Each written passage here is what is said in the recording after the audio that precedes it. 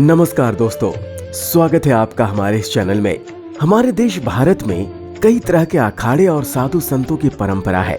इन्हीं में से कुछ नागा साधु होते हैं जिनकी जिंदगी बेहद रहस्यमयी है।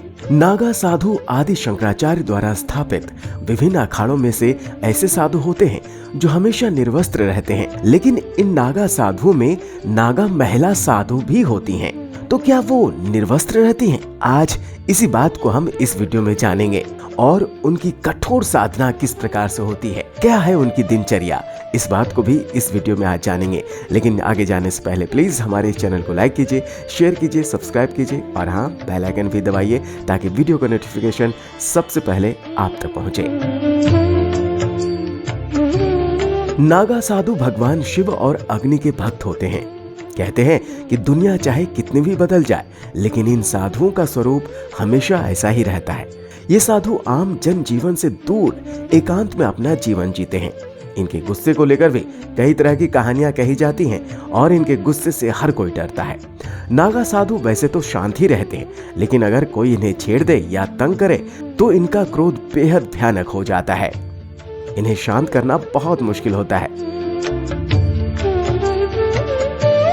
दोस्तों, आपको बता दें कि नागा साधु नग्न रहते हैं और आपने इन्हें शाही स्नान में निर्वस्त्र होकर स्नान करते भी देखा होगा। लेकिन नागा साधु जब समाज में आते हैं तो समाज को देखते हुए एक लंगोट बांध लेते हैं। यानी जब ये समाज में आते हैं तब निर्वस्त्र नहीं रहते, ये अपनी तपश्चर्या में, अपनी साधना में निर्वस्त्र रहते हैं। आपको बता दें कि पुरुष नागा साधु की तरह महिला नागा साधु का स्वरूप भी ऐसा ही होता है। हालांकि महिला नागा साधु निर्वस्त्र नहीं रहती हैं। महिला नागा साधु अपने शरीर पर गेरू रंग का सिर्फ एक ही वस्त्र धारण करती हैं। इस वस्त्र को गंती कहा जाता है और ये सिला हुआ नहीं होता है। महिला नागा साधु भी अपने शरीर पर धुनी लगाती हैं और माथे पर हमेशा एक तिलक धारण करती हैं। महिला नागा साधुओं को सभी साधु और साध्वियां माता कहकर बुलाते हैं। इसके अलावा इन्हें नागिन, अवधूतानी कहकर भी संबोधित किया जाता है। पुरुषों की तरह महिला नागा साधु भी भगवान शिव को पूरी तरह समर्पित होती है और हर समय भक्ति में लीन रहती है। महिला नागा साधु बनने के लिए कठोर साधना करनी पड़ती है, बहुत बड़ी परीक्षा से गुजरना पड़ता है।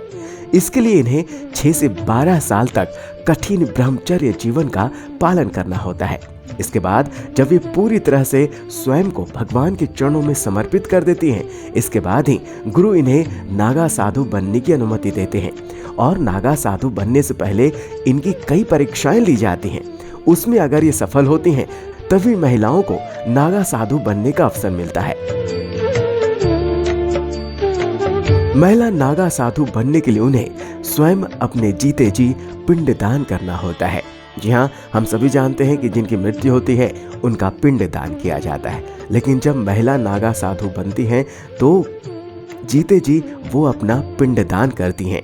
महिला नागा साधु बनने की ये एक प्रक्रिया है। इसके अलावा भी और भी कई विधि हैं जिसका उन्हें पालन करना होता है, कई नियम हैं जिसका उन्हें पालन करना होता है। और अपने पिंड दान के बाद उनका मुंडन किया जाता है और फिर स्नान के बाद विधि विधान के साथ महिलाओं को नागा साधु बनाया जाता है।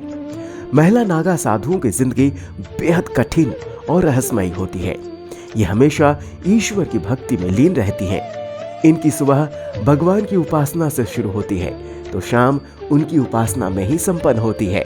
सुबह जागने से लेकर रात को सोने तक वे हर समय ईश्वर की भक्ति में लीन रहती हैं। तो दोस्तों, महिला नागा साधुओं से संबंधित ये रोचक जानकारी आपको कैसी लगी, हमें कमेंट करके जरूर बताएं। और इसी प्रकार की धार्मिक और रोचक जानकारी के लिए हमारे इस चैनल को लाइक, शेयर और सब्सक्राइब करें और हाँ, बेल आइकन जरूर दबाएं ताकि वीडियो का नोटिफिकेशन सबसे पहले आप तक पहुंचे। रखिए अपना ख्याल। नमस्कार।